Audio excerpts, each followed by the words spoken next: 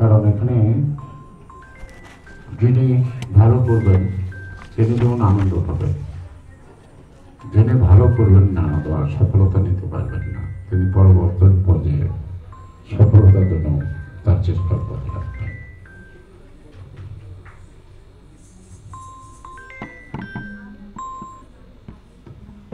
তো শুধু আমাদের এই যে চর্চাটা, সাংস্কৃতিক চর্চাটা, আমরা ছোটবেলা আমাদের গ্রাম বাংলায় যা দেখেছি এখন সেই সাংস্কৃতিক চর্চাটা গ্রাম বাংলায় নাই। আমরা জেলা হেডকোয়ার্টার, থানা হেডকোয়ার্টারে ভোরবেলা এবারে ও বাড়ির থেকে কণ্ঠ বেশি আসতো, গানের রেওয়াজ হতো, সেগুলো কিন্তু উদাও হয়ে গেছে। খুব ছোট্ট গণ্ডির মধ্যে এখন এটা টিকে আছে এবং এই ধরনের অনুষ্ঠানের মধ্য দিয়ে সবসময় সচল থাকলে তাহলে আমাদের এই চর্চাটা আরো বৃদ্ধি পাবে। কারণ আমার জাতীয় সংস্কৃতির অংশ নৃত্যকলা, গান, গল্প, কবিতা, প্রবন্ধ এগুলি, কিন্তু এটুকু কিন্তু সংস্কৃতির মূল পরিচয় না। আমাদের হাজারো বৎসরের লালিত যে সংস্কৃতি, এই সংস্কৃতির মাধ্যমে আমি আরেকটা আলাদা জাতি সেটা পরিচয় দেয়। এটা সংস্কৃতি হল একটা জাতির গর্ব।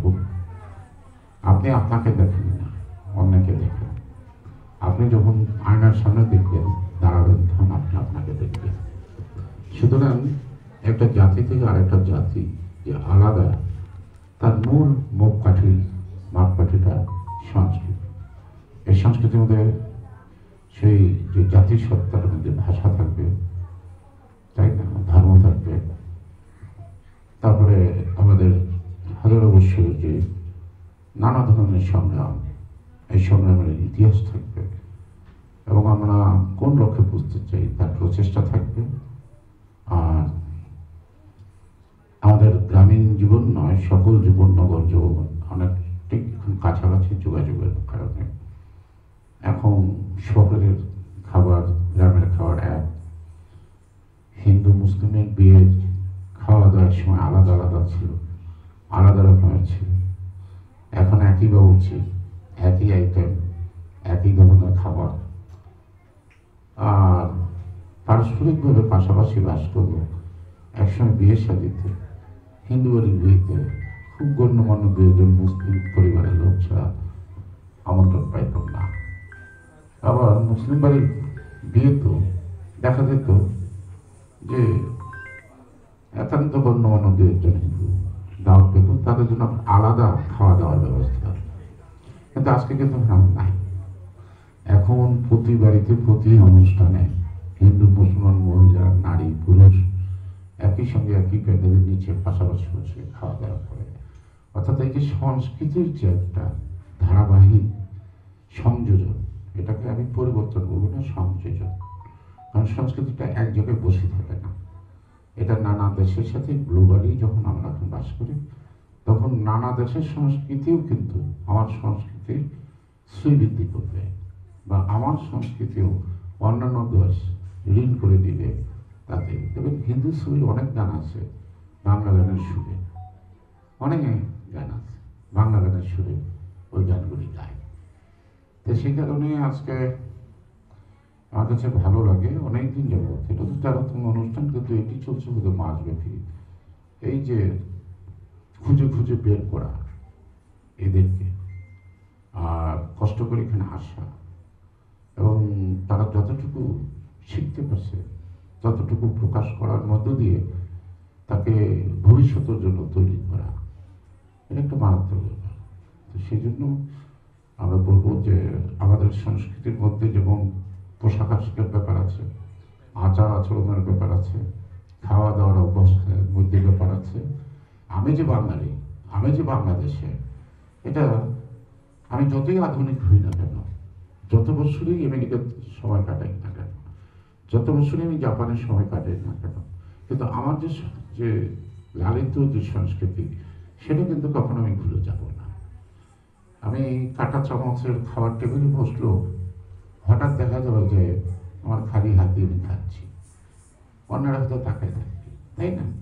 কিন্তু সেই জন্যই বলছি যে সংস্কৃতির আদান প্রদানের মধ্য দিয়ে সংস্কৃতির আগ্রাসন নয়, সংস্কৃতিকে সমৃদ্ধ করা বিষয়টি দেখতে হবে।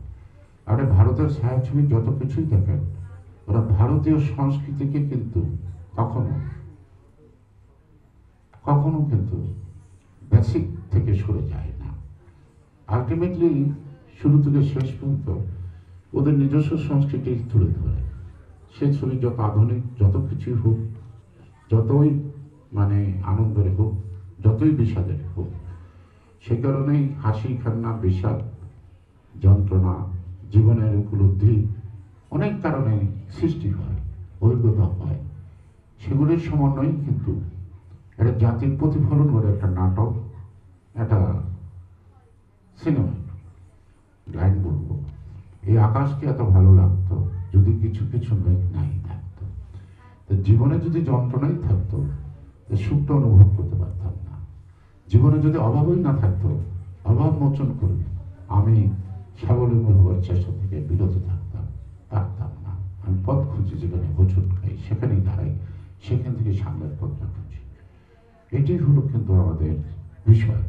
তাই সুতরাং একটা কবিতা লেখা, গান, সেটা যেমন বিনোদন দেয়, তেমন আমার পথ দেখায় জীবনে, তেমন পথ দেখায়। সেই পথটা আমি যদি আবিষ্কার করতে পারি, স্মরণ করতে পারি, তখন আমি আমার জীবনটাকে সুন্দর করে গড়ে তুলতে পারি। যদিও ধর্মীয় কিছু গোড়ামির কারণে আমাদের এখানের সংস্কৃতির চর্চাটা একসময় থেমেছিল। এই সংস্কৃতির চর্চাটা, যে চর্চাটা এখন হচ্ছে, সেটা শুধু হিন্দু সম্প্রদায়ের মধ্যে বেশিরভাগ কাজ করত। লক্ষণ সেন মুসলিম পরিবারে তো প্রশ্নই ওঠে না। এমনকি তারা একসময় মেয়েদেরকে স্কুলে যেতে দিত না, পড়তে যেতে দিত না, যে কারণে ব্রিটিশ ভারতে মুসলিমরা শিক্ষা দীক্ষায় পিছিয়ে ছিল। কিন্তু ক্রমান্বয়ে ভাষা আন্দোলনের মধ্য দিয়ে যখন আমাদের মধ্যে যে বাঙালিত্ব যে চরিত্রটা ফুটে উঠল, সেটার মধ্য দিয়ে কিন্তু আমরা আবার সংস্কৃতি ফিরে পেলাম। আজকে নাচ গান শুধু একই সম্প্রদায়ের মধ্যে অন্তর্ভুক্ত না, সকল সম্প্রদায়ের লোকই এটাকে আলিঙ্গন করছে, স্পর্শ করছে, এবং সেই কারণেই এটা আমাদের জাতীয় সংস্কৃতিতে ও বিভিন্ন ধর্মের লোক একই সঙ্গে একই কণ্ঠে গান গেয়ে তারা একাকার হয়ে যায় একটা জাতি, তার নাম বাংলাদেশি জাতি। আমরা বাংলাদেশি, এবং we should feel proud, we are Bangladeshi. যেমন ইন্ডিয়ানরা বলে মেরা ইন্ডিয়া, মেরা হিন্দুস্তান, অথচ ওদের 1232টা ভাষা, ওদের 29টা দেশ, সেখানে আলাদা আলাদা সংস্কৃতি থাকার পরেও সম্মিলিত বড় ভারতীয় একটা সংস্কৃতি আছে। আমাদের এখানে সিলেট, চিটাগাং, নাকি তারপরে নোয়াখালী, সাথে খুলনা, যশোরের ভাষা একই বাংলা ভাষার, অনেক গর্বের, অনেক গর্বের। কিন্তু তারপরেও কিন্তু বাংলা ভাষা, তারপরেও এটা আপনাকে বাংলা ভাষা বলে। সিলেটের লোক কিন্তু বাংলা ভাষাকে অন্য ভাষা বলে না। আমি 1993-তে একটু বাড়িতে সিলেটে একটা ছোট্ট মেয়ে আমাকে বলে, uncle don't speak in Bengali. তো আমি বললাম যে হয়, বলে একান করো। তো আমি বললাম যে তুমি যে সিলেটি মারতাম পারো? হয় সিলেটি তো মারতাম পারি। তার মানে সিলেটি মারতাম পারি মানে বাংলায় মারতে পারে না, কথা বলতে পারে না। তাতে বোঝা গেল ওই শিশুটাও বাংলাটাকে ওদের ভাষা মনে করে না, ওটা ওদের আলাদা ভাষা। তা সুতরাং এই ভাষার আদান প্রদানের মধ্যে দিয়ে, শিক্ষা ব্যবস্থার মধ্যে থেকে আমরা যখন একসঙ্গে চলি, তখন কিছু গ্রহণ করি, কিছু বর্জন করি, ঠিক কি? আমরা তখন শুদ্ধ বাংলায় কথা বলার চেষ্টা করি, অর্থাৎ বইয়ের ছাপার অক্ষরে সেই নোয়াখালী, চিটাগাংয়ের সাথে কথা বলে তো দৌড়াশি লাগে ওদের কথা বুঝতে। সুতরাং আমরা কিন্তু ওই যে লেখাপড়ার মধ্য দিয়ে ছাপার অক্ষরে ছাপা বাংলা বা ইংরেজি, সেগুলি পড়তে পড়তে আমরা একটু চেষ্টা করি নাকি সঠিক বাংলাটা বলতে। এই সঠিক বাংলাটা বলতে গেলেও কিন্তু নোয়াখালীর লোকটা সঠিকভাবে বলবো, নোয়াখালীর একটা টান আসবে। সিলেটের যত ভালো ইংরেজি বলবো, সিলেটের একটা টান আসবে, বোঝা যাবে তারপরে সিলেট। এবং ভদ্রলোক সিলেটি একটা সুন্দর করে বাংলায় কথা বলার পরে বলো, আমি যে বাংলা বললাম শুদ্ধ কইরা, তুমি ভাবো না যে আমি বাংলার এখানে ছিল ঠিক। অর্থাৎ এই যে প্রাউডনেস অফ ফর ওন ল্যাঙ্গুয়েজ, এটাও আমাদের দেশকে নিয়ে, আমাদেরকে সংস্কৃতিকে নিয়ে আমাদেরকে প্রাউড ফিল করতে হবে, গর্ববোধ করতে হবে, এবং গর্বিত জায়গায় পৌঁছানোর জন্য আমাদের চেষ্টা অব্যাহত রাখবে। তার জন্য কিছু কারিগর লাগবে যারা নির্লসভাবে পরিশ্রম করবে, আড়াল থেকে তাদেরকে তুলে ধরবে, তাই না? এরা ছায়াছবির মধ্যে আমরা অভিনেত্রী দেখি, কিন্তু পর্দার অন্তরালে কত মানুষ কাজ করে, পরিচালক, আবহ সঙ্গীত, তারপরে সঙ্গীত দেখি, কণ্ঠশিল্পী, তারপরে তার সঙ্গীতের পরিচালক, কত মানুষের পরিশ্রমের ফলে গুটি কয়েক লোককে পর্দায় চিনি, তাদেরকে চিনি, কিন্তু তাদেরকে যারা সৃষ্টি করে তাদেরকে কিন্তু আমরা খুঁজে নেই না। এইরকম কিছু লোক খুঁজে নেওয়া দরকার, যারা গোটা সমাজে আমাদের হারানো সকল ঐতিহ্যকে পুনরুদ্ধার করা এবং সেটা আধুনিকরণের মধ্য দিয়ে সারা বিশ্বে ছড়িয়ে দেওয়া, যাতে আমাদের, যেমন এখন বাংলা ভাষা আন্তর্জাতিক ব্যবসা হয়ে গেছে, তাই না? তো এখন বিদেশি কোম্পানিরা মোবাইল বানায়, ওখানে আরবিতেও করা যায়, মেসেজ টাইপ করা যায়, ইংরেজিতেও করা যায়, ফ্রান্স ভাষায় করা যায়, আবার বাংলায়ও করা যায়। অর্থাৎ চাহিদা অনুযায়ী প্রত্যেকটা কোম্পানি যখন এটা তৈরি করে, এখন বাংলাকে কিন্তু তারা উপেক্ষা করতে পারে না। এই বিষয়টা আমরা অর্জন করতে পারছি। আমার মনে হয়, যেহেতু আমি এই জগতের লোক না, এই সম্বন্ধে আমার বেশি বলাটা বাহুল্যতা, এবং আমার এখানে শিখার আছে ছোট ছোট শিল্পীদের মধ্যে থেকে যে প্রতিভা আমি দেখি, আমি মাঝে মাঝে একটু অবাক হই, এত প্রতিভা আছে, তারপরে কেন আমরা স্বয়ংসম্পূর্ণ না? অর্থাৎ আমাদের কারিগরের অভাব আছে। আমাদের হুমায়ুন কবিরের মতো এমন যদি আরো আরো উদ্যোগী লোক হাত থাকে, তাহলে আমাদের সংস্কৃতিটা হবে পরিপূর্ণ, এবং আমাদের যা কিছু আছে তারা প্রকাশ করতে পারবো, দৃশ্যমান করতে। সবাই ভালো থাকবেন যারা অংশগ্রহণ করছেন, যে সকল শিশু এবং তাদের অভিভাবক, মা বাবা, কোনটা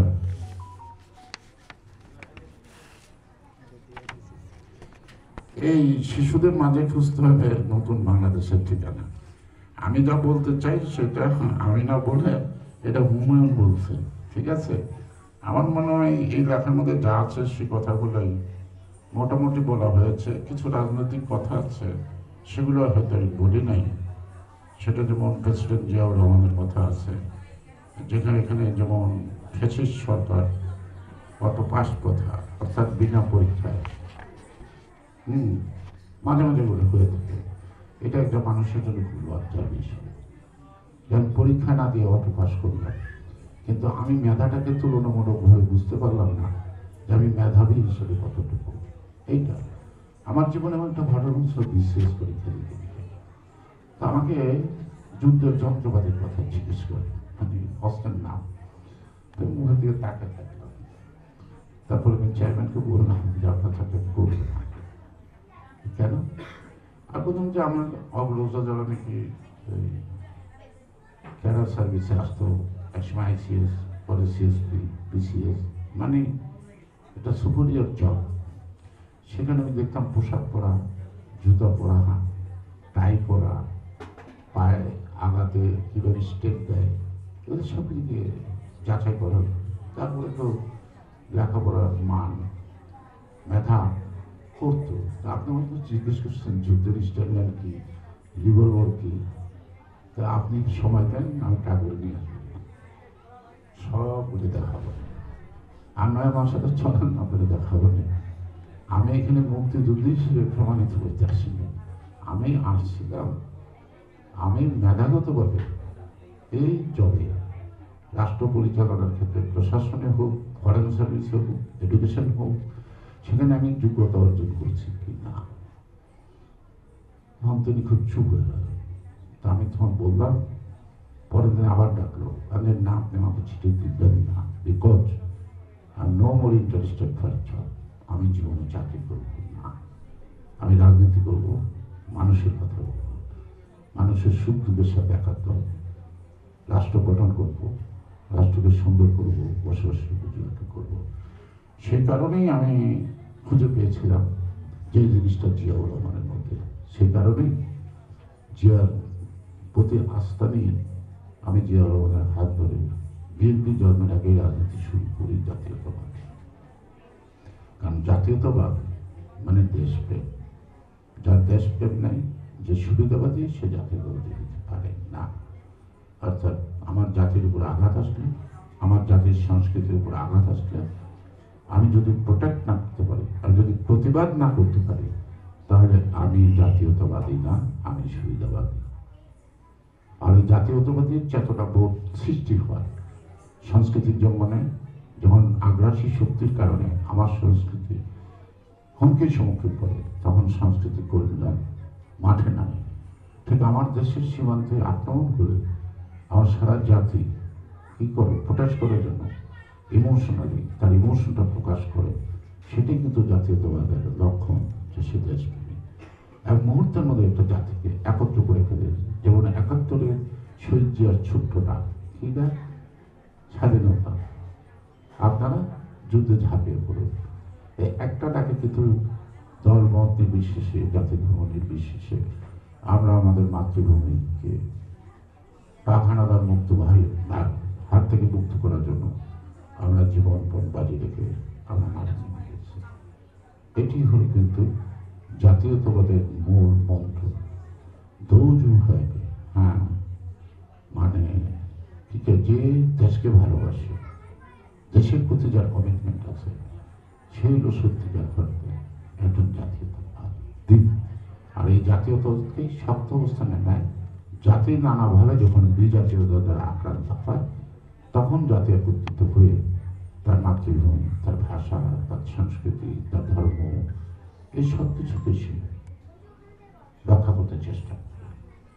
এটি এই কারণে আমি জিয়াউর রহমানকে ভালোবাসি, অন্তর থেকে সম্মান করি, শ্রদ্ধা করি, এবং টিল দ্য ডেথ আমি অলওয়েজ আমি জিয়াউর রহমানের জীবন ব্যবস্থা, রাষ্ট্র পরিচালনায় তার যে ছিল সততা, নিষ্ঠা এবং সাংস্কৃতিক অঙ্গনতার চরম ছিল দুর্বলতা। তিনি একটি সেবা করতেন না একটা গান না দিয়ে, অর্থাৎ একটা দেশ তো বোধ গান। কারণ তিনি যে মায়ের ঘরে জন্ম নিয়েছেন, জাহানারা রানী, একসময় ব্রিটিশ ভারতে আকাশবাণী কলকাতার নিয়মিত নজরুল গীতির গায়িকা। পরবর্তীতে চাকরির কারণে তিনি করাচি বেতার থেকে নিয়মিত গান গেতেন, নজরুল গীতিতে শ্রেষ্ঠত্ব অর্জন করছিলেন। জাহানারা বেগম রানী জিয়া রহমানের মা। তাহলে নিশ্চয়ই শিশু জিয়া মায়ের করে গান শুনেছেন। সেই কারণেই অস্ত্র হাতে যুদ্ধ করতে গিয়েও মায়ের কণ্ঠটা তার হৃদয় থেকে হারিয়ে যায়নি। দেখতে খুব কঠোর মানুষ ছিল, কিন্তু তিনি সবসময় এনজয় করতেন, সাংস্কৃতিক অনুষ্ঠান আয়োজন করতে করতেন। সেই কারণে তিনি নতুন করে আসর পৃথিবীতে চালু করলেন, যে নতুনদের সুযোগ দাও, গড়ে তোলো ওদেরকে।